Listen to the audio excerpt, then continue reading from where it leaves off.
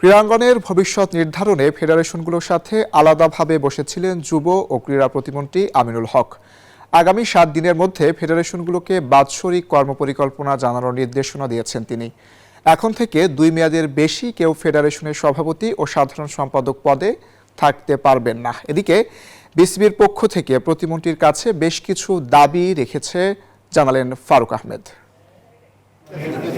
ক্রীড়া প্রতিমন্ত্রীর দায়িত্ব নিয়ে ব্যস্ত সময় পার করছেন আমিনুল হক। এদিন বসলেন ফেডারেশন কর্তাদের সাথে, তাদের দাবি দেওয়া শুনলেন।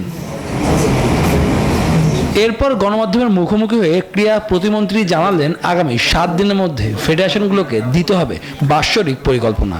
আমাদের স্পোর্টসের কোথায় সফলতা ছিল, কোথায় ব্যর্থতা ছিল এবং কি কি সুযোগ সুবিধা প্রয়োজন ছিল, কি কি সুযোগ সুবিধার অভাব ছিল, সবকিছু মিলিয়ে আমরা গত 1 বছরের আমাদের প্রত্যেকটি ফেডারেশনের একটি মূল্যায়নের একটা রিপোর্ট আমি আগামী 7 দিনের ভিতরে পেশ করতে বলেছি। অনুষ্ঠান শেষে গণমাধ্যমের মুখোমুখি হলেন বিসিবির পক্ষ থেকে সেই মিটিংয়ে অংশ নেওয়া ফারুক আহমেদ। বলেন তাদেরকে আশ্বস্ত করা হয়েছে প্রধানমন্ত্রী বিসিবিকে স্থিতিশীল করতে কাজ করছে।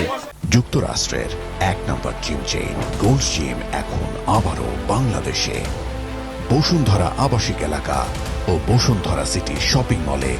আমাদের প্রধানমন্ত্রী ক্রীড়া বান্ধব উনি বলেছেন যে ওনাকে একটা নির্দেশনা দিয়ে দেওয়া হচ্ছে যে আপনি এভাবে কথা জেনে নেন কি কি আছে, কি কি করতে চাই।